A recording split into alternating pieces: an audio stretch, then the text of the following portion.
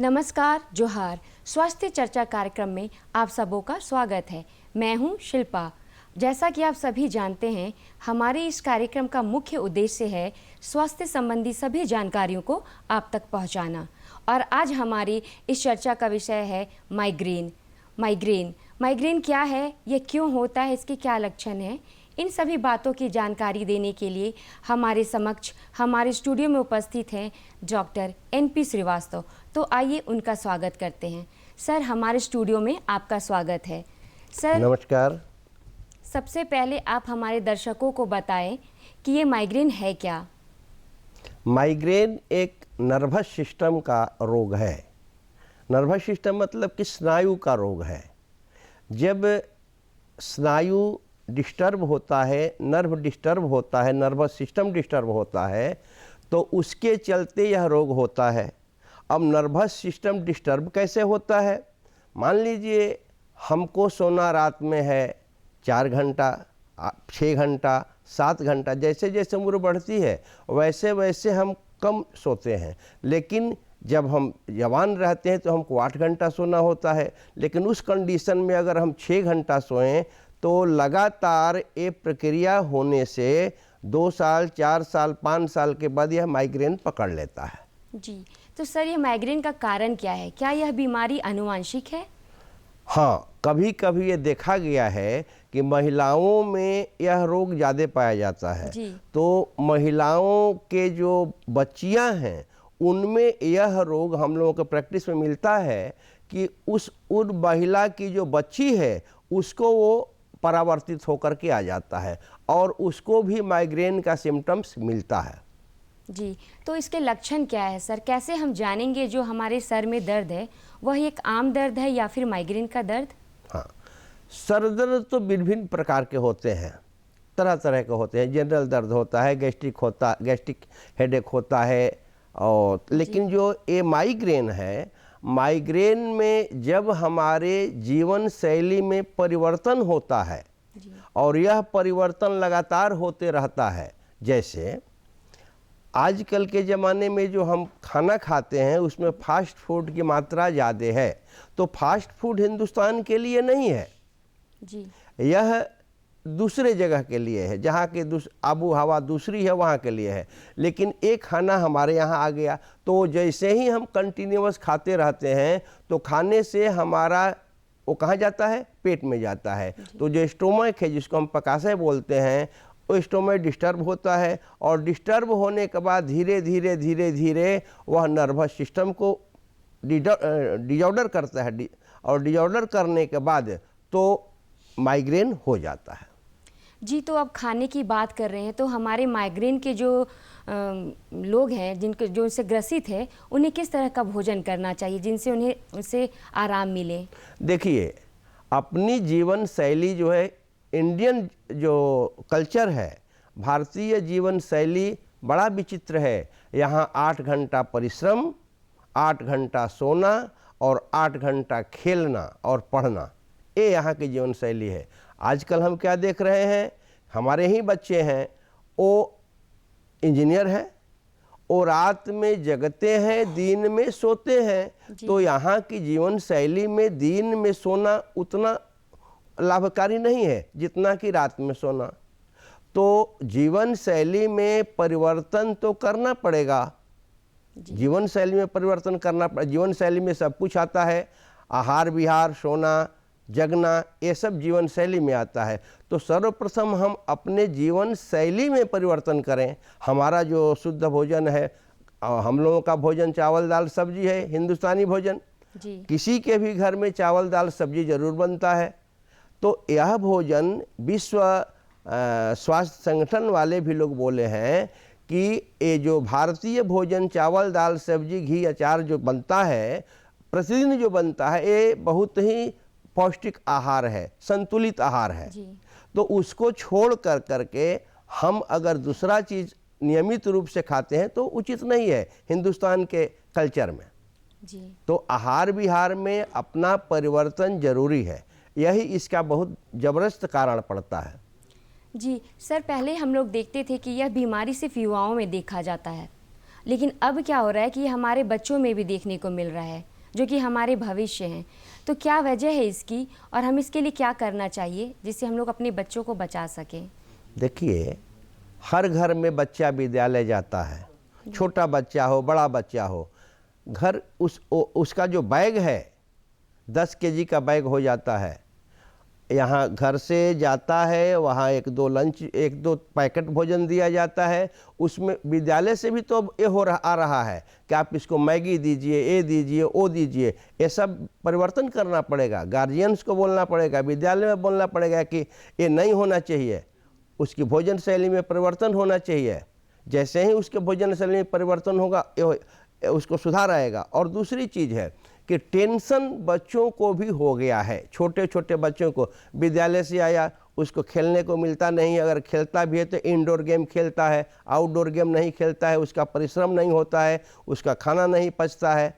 और सबसे बड़ा टेंशन है कि हमको 100% मार्क्स कैसे आएगा जी, उसका जीवन शैली पर ध्यान नहीं देना है। चाहे गार्जियन हो चाहे बच्चा हो, हमको 100% मार्क्स लगे, चाहे उसका स्वास्थ्य कितना भी गिर जाए इस पर ध्यान नहीं देना है, उसका भोजन कितना भी खराब हो इस पर ध्यान नहीं देना है।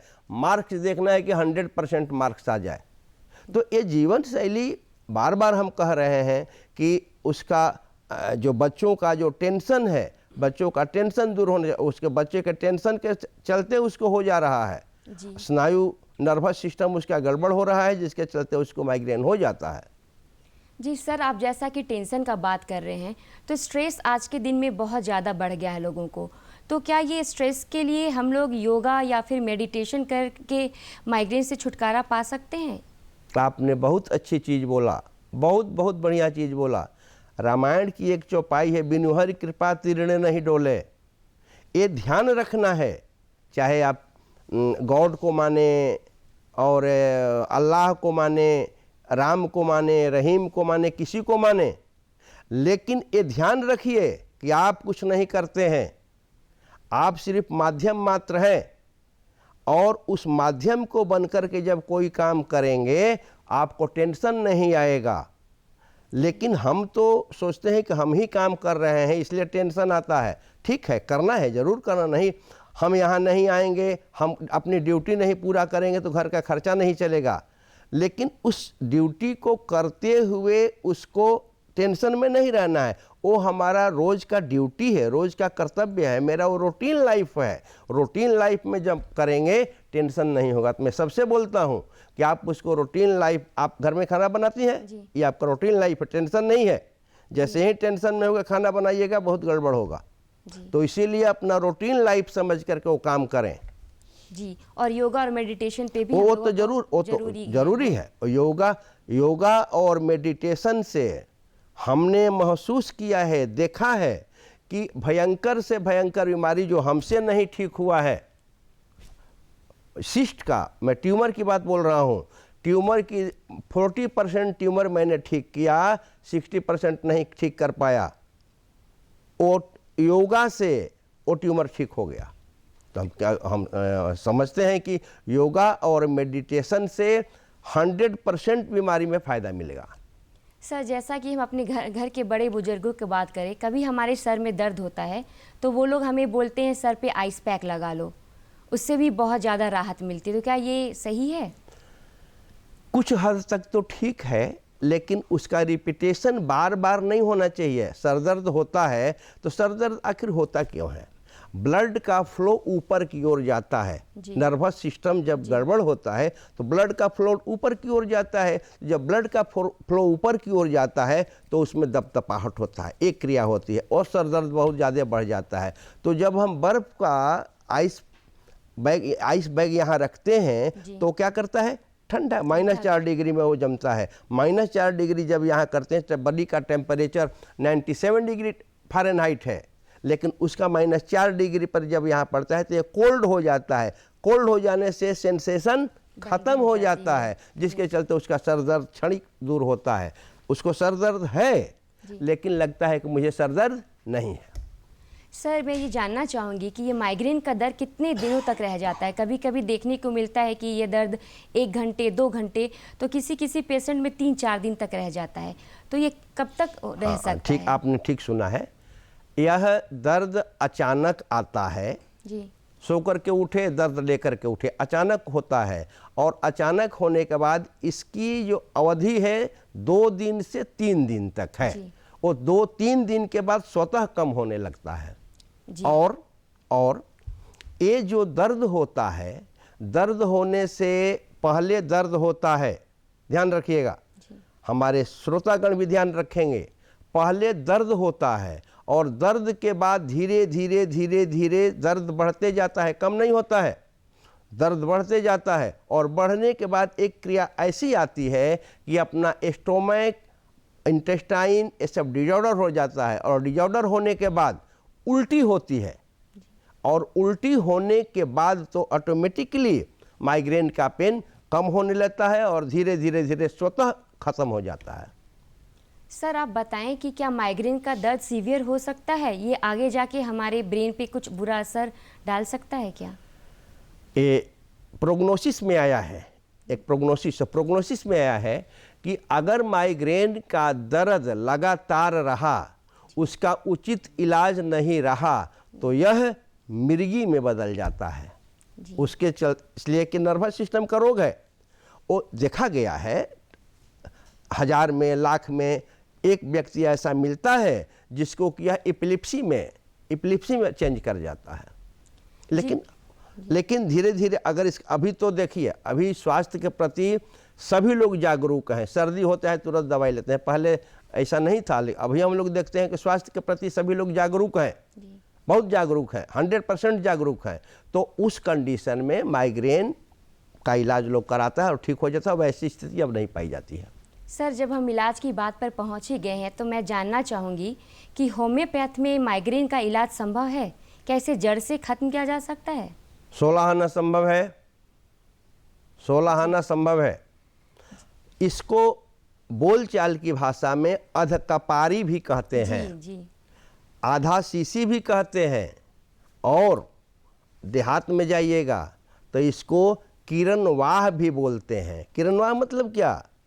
सूरज निकला, दर्द शुरू हुआ, सूरज डूबा, दर्द खत्म हो गया। ठीक है जी।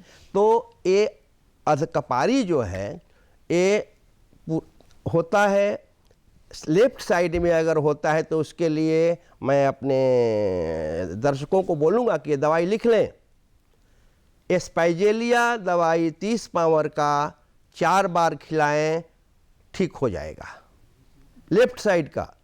राइट साइड का जो दर्द है उसके लिए सेंगुनेरिया कैन 30 पावर का 4 बार खिलाएं। अगर ये सर दर्द लेफ्ट से और राइट से होकर करके पूरे सर दर्द में हो गया, उस कंडीशन में बेलाडोना 30 पावर का 4 बार खिलाएं, सर दर्द ठीक हो जाएगा। लेकिन बायां के लिए बायां वाला, दायां के लिए दायां वाला, होल के लिए बेलाडोना। ठीक है, ये ध्यान रखना है। सर होम्योपैथी का ट्रीटमेंट जैसा कि हम जानते हैं काफ़ी लंबा चलता है और इसके लिए काफ़ी पेशेंस की ज़रूरत होती है। तो मैं जानना चाहूँगी कि ये माइग्रेन के दर्द के लिए जो हम लोग दवाई लेंगे वो कितने दिनों तक उसका ट्रीटमेंट चलेगा? ये धारणा कि होम्योपैथी की दवाई के लिए पेशेंस की ज़रूरत और समय लगता है जी, इसको मैं नहीं मानता जी, इसको मैं नहीं मानता। होम्योपैथी की दवाई बंदूक के बुलेट के माफिक काम करती है। अगर आपका सिलेक्शन सही है, दवा सही है, रोगी सही ले रहा है, तो उसको तुरंत दवाई दीजिए, तुरंत काम करेगा। मैंने अपने एक्सपीरियंस में देखा है, तुरंत दवाई काम करेगा।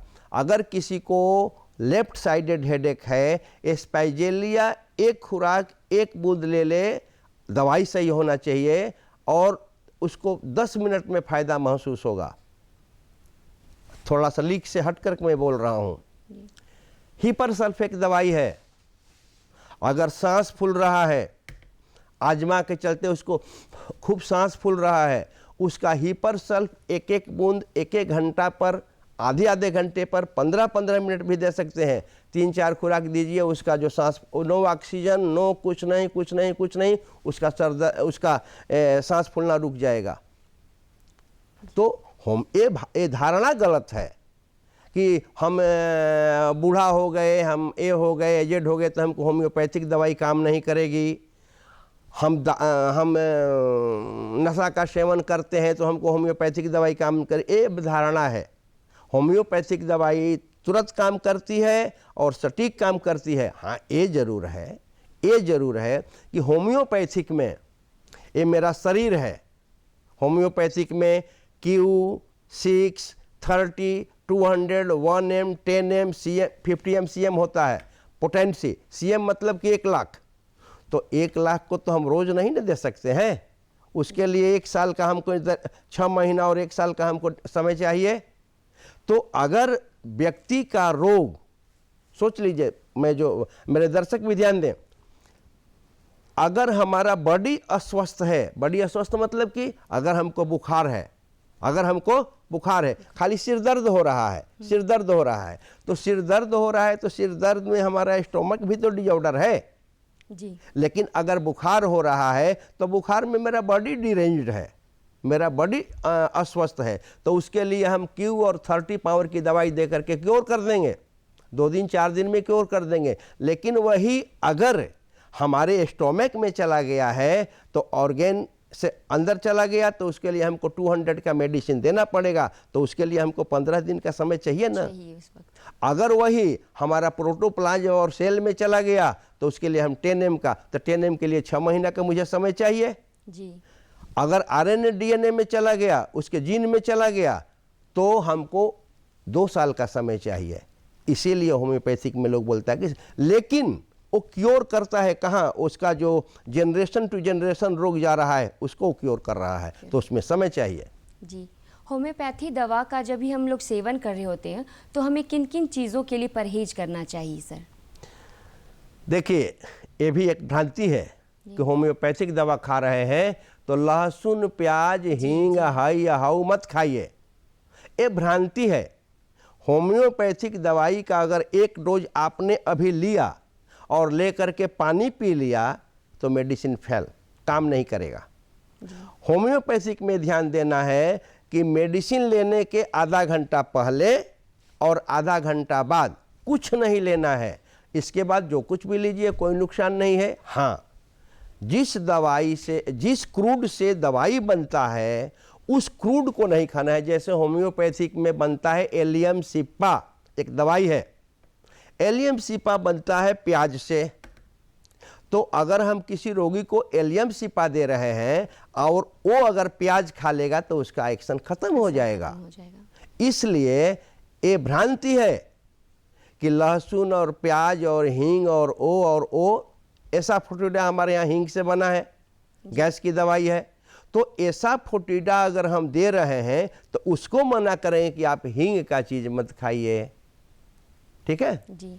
तो होम्योपैथी का जब भी हम लोग ट्रीटमेंट करते हैं सर, तो मैं जानना चाहूँगी क्या यह कोर्स है? बहुत से पेशेंट होते हैं बीच में 1-2 दिन के लिए उसका गैप कर देते हैं, या कुछ दिन कहीं बाहर चले गए हों तो उस दवा को खाने में गैप हो जाता है।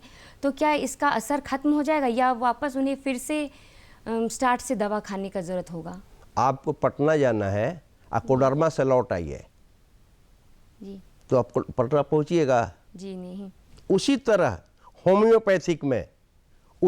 होम्योपैथिक में आपको अगर प्रवेश कर गया है बॉडी के अंदर प्रोटोप्लाज्म, और मैं पहले बोल चुका हूँ सेल के अंदर, तो आपको 10M तक दवाई खाना पड़ेगा कि नहीं जी। तो हम 30 दवाई खा लिए, अच्छा महसूस करने लगे, अब तो हम ठीक हो गए, अब कोई ज़रूरत नहीं है, चले गए। जाने के बाद 2 महीना के बाद फिर वही रोग आ जाएगा, उभर जाएगा। तो उसको क्योर करने के लिए आप इसको कोर्स कहें चाहे जो कहें, वो तो 10M तक जाना पड़ेगा ना जी। तो 10M तक जाने के लिए तो आपको तो उसको मेडिसिन लेना पड़ेगा, तो उसको आप कोर्स भी खा सकती हैं। सर, जैसा कि एलोपैथ में होता है, हमें सर दर्द हुआ तो इंस्टेंट हम लोग कोई पेन किलर ले लेते हैं, होम्योपैथ में भी ऐसा कुछ है क्या? जैसे हमें दर्द हुआ तो इंस्टेंट वो दवा ली और हमें थोड़ा रिलीफ मिल गया हो? मैं 2 लाइन अंग्रेजी बोलूँगा। जी। homeopathic treat the patient, not the disease. There is no disease in homeopathy. We take the totality of symptoms of the patient and prescribe the selected medicine for this symptom. मतलब रोगी जो बोलता है उसको हम एकत्रित करते हैं और मेरा जो मास्टर बुक है मैट्रीमेड का, उस मैट्रीमेड के मेडिसिन से हम मेरे कंप्यूटर में घूम रहा है, वो रोगी बोला वो मेरे कंप्यूटर में घूम रहा है, फट से मेरे नज़र में मेडिसिन आ जाएगा, मैं दे दूंगा। कोई भी होम्योपैथिक में पेटेंट नहीं है। मैंने पहले बोला, मैं मात्र 3 मेडिसिन का नाम लिया, बेलाडोना पूरे के लिए, बाएं के लिए स्पेजेलिया, दाहिने के लिए सेंगुनेरिया। इसके अलावा भी बहुत मेडिसिन है। जो बच्चियां स्कूल गोइंग और कॉलेज गोइंग लड़कियां हैं उनको जनरली देखिएगा कि माथे में दर्द हो जाता है, 2 घंटा 3 घंटा कंटिन्यूअस नहीं पढ़ सकती है, उसको एनीमिया भी हो जाता है। तो एनीमिया भी हो जाता है, तो एनीमिया भी हो जाता है तो उसको हम नेट्राम्यूर देते हैं, नेट्राम्यूर देते हैं। इसलिए कि नेट्राम्यूर की कमी उसके बॉडी में होती है, जिसके चलते उसको सर दर्द होता है। तो उस कमी को मैंने homeopathic treat the cause not the disease. Disease का हम इलाज नहीं करते हैं, हम उसके कॉज का इलाज करते हैं। कॉज को दूर कर देंगे, ठीक हो जाएगा। क्या यही वजह है महिलाओं में माइग्रेन का दर्द ज़्यादा होने का? हो सकता है, ये भी एक सिम्टम है, ये भी एक सिम्टम है, होता भी है। हम पहले ही बोल चुके हैं कि महिलाओं में ये रोग ज़्यादा होता है, पुरुषों में कम होता है। सर इसका वजह क्या है, पुरुषों में कम होने का, महिलाओं में ज़्यादा होने का? ये कुछ तो खान पान का और कुछ टेंशन। आजकल देखा गया है कि पुरुषों से ज़्यादा महिलाओं में टेंशन ज़्यादा रहता है जी, बहुत ज़्यादा टेंशन है। तो टेंशन के चलते उनका ये रोग बढ़ता है। और पुरुष तो अपना इलाज बढ़िया से करा लेते हैं, महिलाएं सोचते हैं कि छोड़िए ना, आज नहीं कल ले लेंगे, छोड़िए ना, आज नहीं कल ले लेंगे, उसी में उसका रोग बढ़ते जाता है। सर वो कौन सा स्टेज है जब हम लोग को ये समझ जाना चाहिए कि हाँ अब हमारे मरीजों को प्रॉपर मेडिकेशन की ज़रूरत है? देखिए, ये मैं पहले बोला कि अब स्वास्थ्य के प्रति लोग पूरा जागरूक हो गए हैं। तो स्वास्थ्य के प्रति पूरा जागरूक, जैसे ही आपका बॉडी डिरेंज्ड होता है तो रिफ्लेक्ट करता है माइंड पर, और माइंड मेडिसिन मांगता है, माइंड मेडिसिन मांगता है। आप जैसे कि हमको सर दर्द हो गया, पेट दर्द हो गया, तो पेट दर्द हमको हो गया तो थोड़ा सोच रहे हैं कि भाई चूरन खा लें और खा लें और खा लें और खा लें। अगर उसे नहीं ठीक होता है तो आपको तो मेडिसिन लेना पड़ेगा ना। तो बॉडी आपका डिमांड कर रहा है, आप इग्नोर कर रही हैं। तो बॉडी तो डिमांड करता ही है कि मुझे ये चीज़ हुआ है, मुझे दो। जी सर, आपने बताया कि खान पान की वजह से ही माइग्रेन का दर्द ज़्यादा हो रहा है। तो सर आप हमारे दर्शकों को बताएं कि हमें कौन सी चीज़ खानी चाहिए जिससे हमें फ़ायदा हो इसमें। माइग्रेन खान पान के वजह से होता है। तो हम जैसे आपके यहाँ छठ होता है जी, छठ में जो वो पीस कर करके बनता है ठेकुआ, वो स्वादिष्ट लगता है जी, और मिल से जो बन करके आता है वो स्वादिष्ट लगता है, कम लगता है। जी, अब मैदा जो आता है, मैदा से तो एकदम में ख़त्म है। जी, जी, तो सोचिए, हम जो खाते हैं वो मैदा का चीज़ बहुत पसंद करते हैं। मैदा का भी बहुत चीज़ आ गया है, नूडल्स आ गया है, ये आ गया है, वो आ गया, सब चीज़ आ गया है, और वो जीरो उसमें तत्व है, उसमें कुछ है ही नहीं है, और वही हम खाते हैं और बच्चों को खिलाते हैं। तो वो पचता भी बहुत दिनों में पचता है और उसमें से कोई पौष्टिक तत्व भी नहीं मिलता है। तो वो पहले खाना बंद कराइए, घर का बना खाना खाए और शुद्ध खाना खाए। हाँ जी, ये ज़रूरी है। तो सर हम ये भी जानना चाहेंगे कि हमारे दर्शकों को ये बताएं कि इंस्टेंट दर्द होने पे हम कोई ऐसा क्या उपाय करें जिससे वो दर्द ठीक हो जाए, जैसे बाम वगैरह कुछ भी? बाम भी लगा सकते हैं, अथवा होम्योपैथी की दवाई बेलाडोना रखें जो सर दर्द के रोगी हैं, मैग्नेशिया फॉस रखें, एस्पाइजेलिया रखें, सेंगुनेरिया रखें, 4 मेडिसिन रखें। चाहे तो एक और मेडिसिन रख सकते हैं, वो 6 मेडिसिन का मिश्रण है जिसका नाम है बायो कॉम्बिनेशन नंबर 12 जी, वो रखेंगे, उनको किसी भी दवाई की ज़रूरत नहीं पड़ेगी। ये दवाई से वो बायां होता है तो बायां वाला खाएं, दायां होता है तो दायां वाला खाएं, पूरा होता है तो बेलाडोना खाएं, और उसके सपोर्ट में मैग्नीशिया फॉस्फोर बाई कॉम्बिनेशन में 12 खाएं, रोगी ठीक हो जाएंगे। सर ये बीमारी इतनी कॉमन क्यों है आज के दिन में? 100% लोगों को टेंशन है। जी। स्नायु का रोग जितना भी होता है टेंशन से होता है, लेकिन उसी में जो टेंशन मुक्त है उसको नहीं होता है, जिसको टेंशन है उसको हो रहा है। जी, तो मतलब सबसे बीमारी का सबसे जो मुख्य कारण है वो टेंशन हो गया। मैंने बोला पहले कि जीवन शैली में सुधार लाना पड़ेगा। जीवन शैली में आपका खान पान, टेंशन, ये वो जितना है सब उसी में आ जाएगा। तो जीवन शैली में सुधार करना है। हमारे जो ऋषि मुनि हुआ करते थे वो कभी उनको दवाई की ज़रूरत नहीं पड़ती थी, कभी नहीं, और 100-100 साल तक जिंदा रहते थे। क्यों? इसीलिए कि उनकी जीवन शैली सुधरा हुआ था। आज तो हम किसी दिन 9 बजे सो जाते हैं, किसी दिन 3 बजे भोर में सोते हैं। ये तो जीवन शैली का दिनचर्या नहीं ना है। जी। तो पहले अपनी जीवन शैली, एक लाइन में अपनी जीवन शैली सुधारें। मतलब टाइम से सोना, टाइम से उठना, खाना भी समय से खाना। सर आप हमारे स्टूडियो में आए, इतनी महत्वपूर्ण जानकारियाँ दी, इसके लिए बहुत बहुत धन्यवाद। मैं आशा करती हूँ कि हमारे दर्शकगण इससे जरूर लाभान्वित होंगे। तब तक के लिए मैं आपसे विदा लेती हूँ। धन्यवाद। नमस्कार।